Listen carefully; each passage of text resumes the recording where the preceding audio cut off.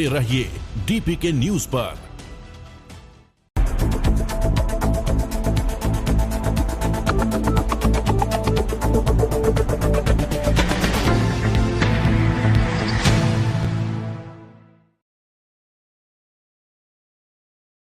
नमस्कार, DPK news में आपका स्वागत है। मैं आपके साथ हर्ष चौधरी।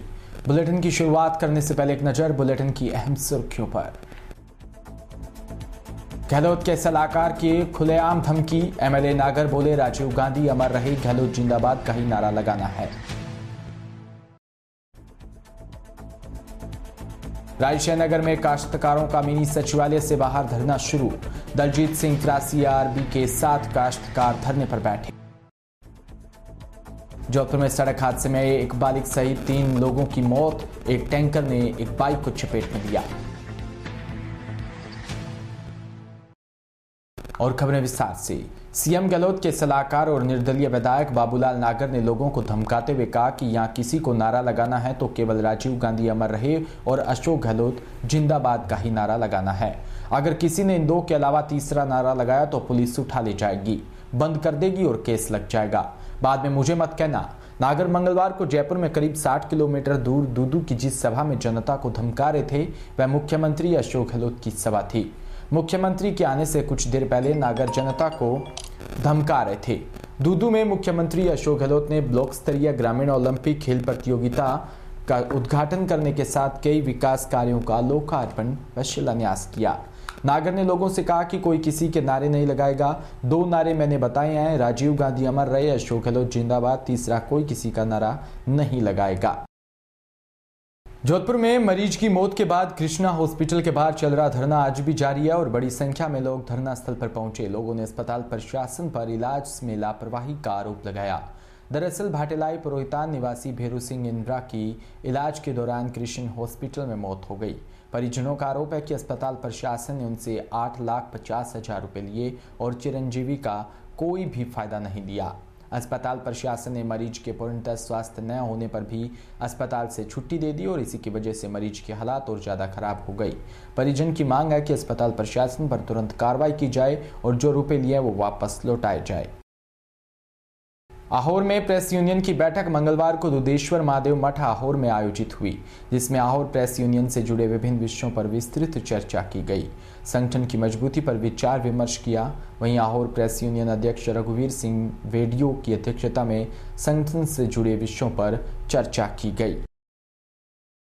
रायशहनगर के चक त्रासी आरबी में काश्तकारों द्वारा आज मिनी सचिवालय के बाहर धरना शुरू कर दिया गया। धरने पर बैठे काश्तकारों का कहना है कि गांव के प्रभावशाली लोगों द्वारा लगातार उनकी पानी की बारी को प्रभावित किया जा रहा है। वहीं प्रभावशाली लोगों से नहरी रिकॉर्ड बरामद करने की मांग रखी गई। सतनाम सिंह छत्रा आरबी, दलजीत सिंह त्रासी आरबी के साथ काश्तकार धरने पर बैठे हैं।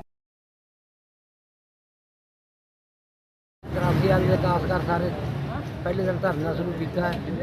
ये किया जलभोग का संगम पुराना अध्यक्ष मनता सिंह बराड़, अमृतपाल सिंह, जिन्होंने आप बरानी में साडा पानी कट के बरानी मरबे का नहरी करके अधिकारियों के नाल मिल के इन्होंने 5 वारियां साडियां हो गई, पानी नहीं लगने दिता। पुलिस कोई कार्रवाई नहीं कर रही। पुलिस को भी अभी कई बार एप्लीकेशन दे 5000 वो एफआईआर नहीं कर रही। उन्होंने खिलाफ धक्के नाल साडा पानी छोड़ रहे हैं।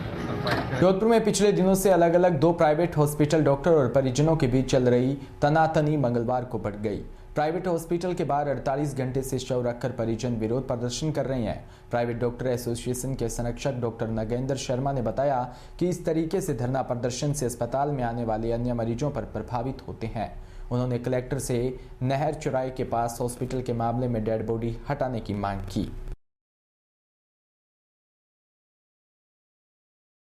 24-36 घंटे से जो एक प्रकरण चल रहा है, एक मरीज की मौत को लेकर के अस्पताल में वर्क में डेड बॉडी को रख रखा है और एक तरह का अजीबोगरीब हालत पे अस्पताल प्रशासन और हम सब डॉक्टर्स बड़े परेशानी में हैं। इस बात को लेकर हमने आज कलेक्टर साहब से एक वार्ता की है और उनको कहा कि भविष्य में इस तरह की कोई घटनाएँ नहीं घटे और अभी ये जो डेड बॉडी पड़ी है इसका डिस्पोजल जितना जल्दी हो उसका करें। कलेक्टर साहब ने ये आश्वासन दिया है कि बाय इवनिंग विल ट्राई, हम कोशिश करें कि जल्दी डेड बॉडी डिस्पोज हो जाए और आइंदा ऐसे अस्पतालों में घटनाएं नहीं घटें, उसके लिए जो भी इंतजाम किए जा सकते हैं वो सुरक्षा के और इस तरह की घटनाओं के इंतजाम हम करेंगे। आगे किसी तरह की डेड बॉडी हॉस्पिटल रिटेन हो, इसके लिए हम पूरा प्रिवेंटिव मेजर्स लेंगे और आगे ऐसी घटनाएं नहीं घटेगी।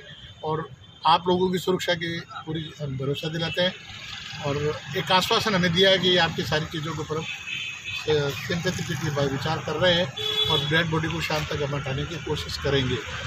जोधपुर शहर के डीपीएस चौराहे पर मंगलवार दोपहर एक सड़क हादसे में एक बालिग सहित 3 लोगों की मौत हो गई। केमिकल से भरे एक टैंकर ने एक बाइक को चपेट में ले लिया। टैंकर के नीचे कुचले जाने से तीनों की मौत हो गई। डीपीएस चौराहे पर आज दोपहर में टैंकर ने सामने से आ रही बाइक को कुचल दिया। बाइक पर सवार पालबाई निवासी 35 वर्षीय जोराराम मेघवाल अपने 20 वर्षीय छोटे भाई अर्जुन को लेकर क्षेत्र में पढ़ने वाली अपनी बेटी को लेने स्कूल गया। 10 वर्षीय बेटी मनीषा को लेकर जोराराम बाइक पर वापस लौट रहा था। डीपीएस चौराहे पर सामने से आ रहे एक टैंकर ने बाइक को टक्कर मार दी। टक्कर लगते ही वो तीनों नीचे गिर पड़े और टैंकर का पहिया जोराराम व मनीषा के सर के ऊपर से होकर निकला और वहीं उनकी मौत हो गई, जबकि अर्जुन बुरी तरह घायल हो गया।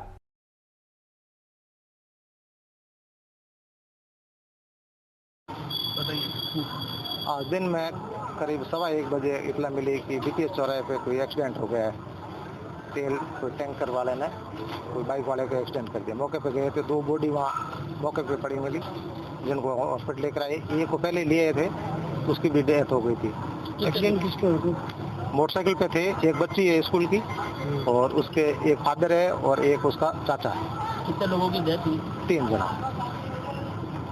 कोलायत विधानसभा क्षेत्र के लोहिया गांव में ग्रामीणों ने बिजली समस्या को लेकर आज मंगलवार को स्थानीय जीएसएस कार्यालय पर तालाबंदी कर विरोध प्रदर्शन किया। ग्रामीणों ने बिजली विभाग के अधिकारियों और कर्मचारियों पर आरोप लगाते हुए नारेबाजी की। इस दौरान लोहिया गांव व आसपास के कृषि कुआ के काश्तकारों और ग्रामीणों ने ट्रिपिंग और कम वोल्टेज और अन्य समस्या को लेकर विरोध प्रदर्शन किया। ग्रामीण मोहनलाल लोहिया ने बताया कि पिछले कई महीने से लोहिया और आसपास के क्षेत्रों में लगातार टाइपिंग और कम वोल्टेज और अन्य समस्याओं से फसलों को नुकसान हो रहा है, जिसका मौखिक और लिखित अधिकारियों को भी अवगत करवा दिया। उसके बावजूद भी समस्या का समाधान नहीं हुआ है।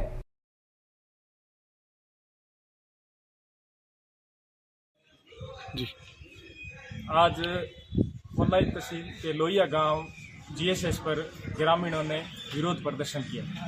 विरोध प्रदर्शन ये विद्युत आपूर्ति सही ढंग से नहीं होने के कारण और ट्रिपिंग की समस्या आए दिन रहती है और लाइट भी नहीं रहती है।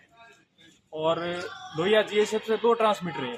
2 ट्रांसमीटर में से एक तो बंद पड़ा है और एक से 4 फीडर चलाते हैं, तो 4 फीडरों में 6 घंटे 24 घंटा हो गई, पीछे से चली जाती है, वो भी चली जाती है और उनको पूरी लाइट नहीं मिलती। पूरी 4 फीडरों में 24 घंटे होते हैं, 24 घंटों में आपूर्ति पूरी नहीं होती है। और कई बार अधिकारियों को अवगत कराने के बाद भी आज तक उसकी समस्या का समाधान नहीं हुआ है। इसको लेकर आज क्या अधिकारी को सूचना दी है? आज ऊपर एक्शन महोदय से बात हुई है और नीचे जो IN है, जो चंद्रेश जी के पास चार्ज है, वो तो कभी न तो फोन उठाते हैं न कोई समस्या सुनते हैं आम किसानों की।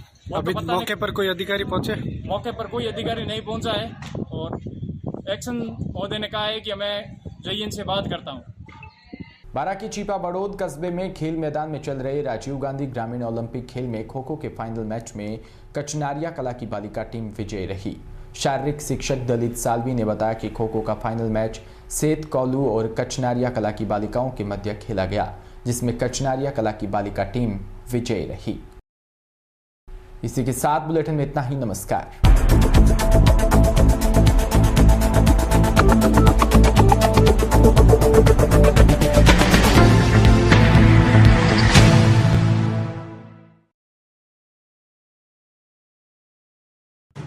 राजस्थान समृद्ध विरासत है इसकी शान, रंग बिरंगी पहचान। अलवर से लेकर जैसलमेर तक, श्री गंगानगर से लेकर प्रतापगढ़ तक, संपूर्ण राजस्थान को कवर करते हैं हम। राजस्थान की हर खबर देखते रहिए DPK न्यूज पर।